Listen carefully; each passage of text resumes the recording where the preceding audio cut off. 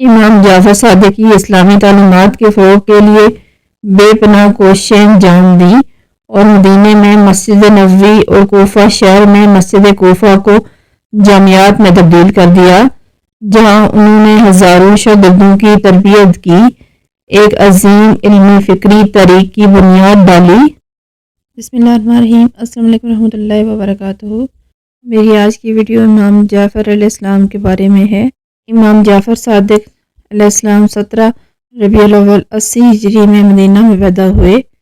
ان کی تاریخ پیدائش کے بارے میں اختلاف ہے، بعض علماء کے مطابق 83 ہجری ہے اور بعض کے مطابق 80 ہجری ہے۔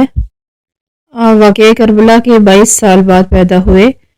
آپ کے والد امام باقر، دادا امام زین العابدین بن امام حسین رضی اللہ تعالیٰ عنہ تھے۔ امام جعفر صادق کی کنیت ابو عبداللہ اور لقب صادق مشہور ہے۔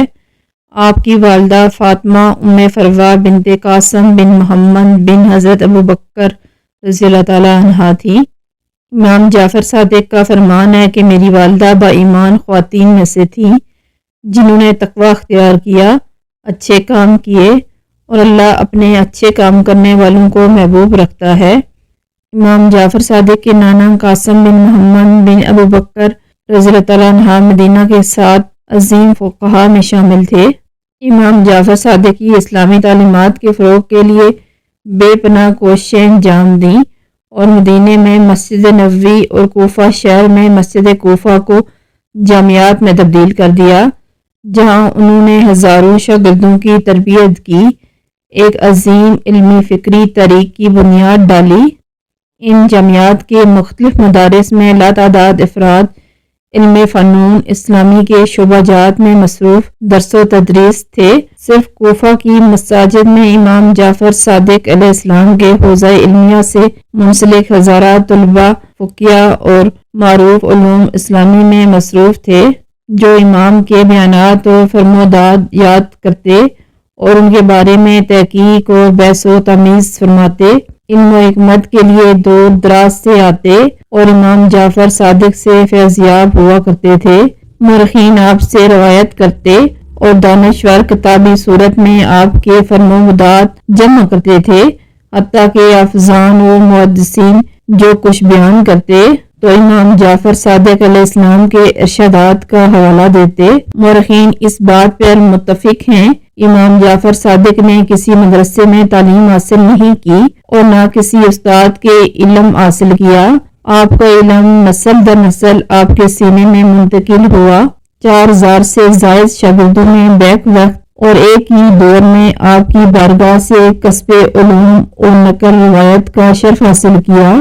جن علوم کی تعلیم آپ کی درسگاہ سے دی جاتی، ان میں فقہ کے علاوہ ریاضی، فلکیات، فزکس، کیمسٹری سمیت تمام جدید علوم شامل تھے۔ آپ کی درسگاہ کے فیض سے جہاں قدیم علوم کا احیاء ہوا، وہاں جدید علوم کی بھی بنیاد رکھی گئی۔ مسلمانوں میں روزگار کی ہستیاں پیدا ہوئیں۔ امام جعفر صادق کے گراں قدر بیانات، فرمودات، ارشادات نے جہالت اور گمراہی، ضلالت کے پردوں کو چاک کر دیا۔ آپ نے پیغمبر اسلام کے عالمی اور آفاقی دستور حیات کو لوگوں کے سامنے اس طرح پیش فرمایا کہ لوگوں میں دین و شریعت کی پیروی بڑھ گئی۔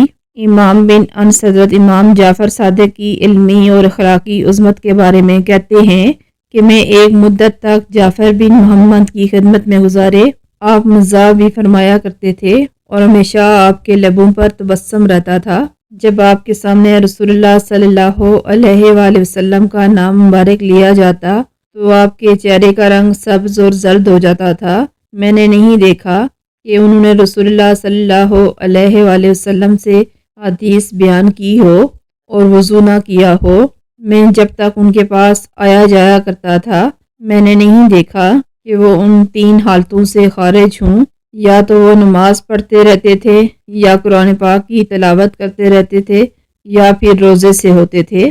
امام بن انس حضرت امام جعفر صادق کی عظمت کے بارے میں ان خیالات نے سمندر کو کوزے میں بند کر دیا کہ کسی آنکھ نے نہ دیکھا، کسی کان نے نہ سنا اور نہ کسی انسان کے دل میں خیال آیا کہ کوئی جعفر ابن محمد سے بھی افضل ہو سکتا ہے۔ ابن خلکان لکھتے ہیں ابو موسیٰ جابر بن حیان طرطوسی ان کے شاگردوں میں سے تھے۔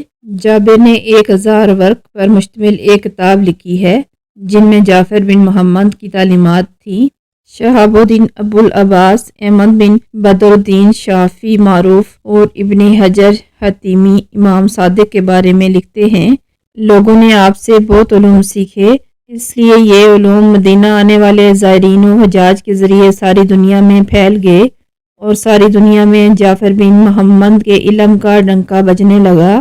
اہل سنت کے بزرگ علماء میں سے ایک میر علی ہندی اور حضرت امام جعفر صادق کی علمی اور اخلاقی عظمت کے بارے میں کہتے ہیں کہ زمانے میں علم کی ترقی نے سب سے زیادہ کشتہ بحث اور جستجو بنا دیا تھا اور فلسفانہ گفتگو ہر جگہ رائج ہو چکی تھی۔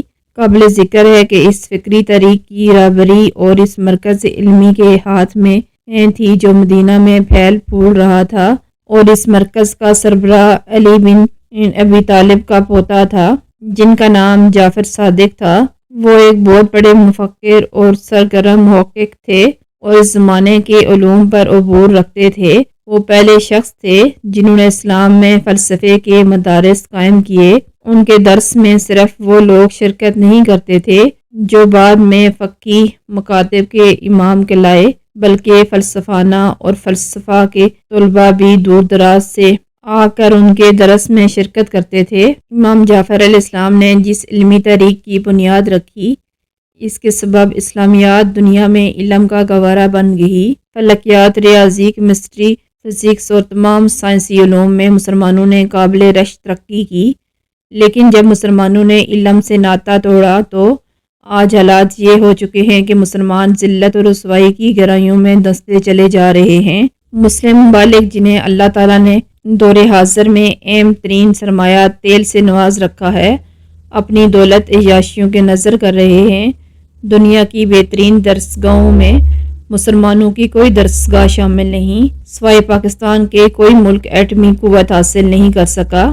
اکثر امیر ترین ممالک اپنے دفاع کی قوت سے محروم ہیں۔ اگرچہ عالم اسلام اپنی کمزوری کا تجزیہ کرے اور یہ بات واضح ہو جاتی ہے کہ مسلمانوں نے علم کی میراث چھوڑ دی، مشاہیر اسلامی بزرگان دین کی ناقدری کی، ایمان کی کمزوری کا شکار ہو گئے۔ امام جعفر صادق کی شہادت 25 شوال اور بعض روایات میں 15 شوال 148 ہجری کو منصور عباسی خلیفہ کے دور میں ہوئی، جو ظلم اور بربریت کا دور تھا، جہاں کلمہ حق کہنا مشکل تھا۔ جسے فتنوں کا دور کہا جائے تو یہ بے جانا ہوگا۔ آپ علیہ السلام نے جام شہادت نوش کرنا قبول فرما لیا، مگر باطل کے سامنے سر نہیں جھکایا۔ آپ کی قبر اطہر جنت البقیع میں خاتون جنت حضرت سیدہ فاطمہ الزہرا اور اپنے اجداد امام حسن اور امام زین العابدین علیہ السلام اور امام باقر کے پہلو میں واقع ہے۔ ناظرین اکرام، اگر ویڈیو اچھی لگی تو چینل کو سبسکرائب کریں۔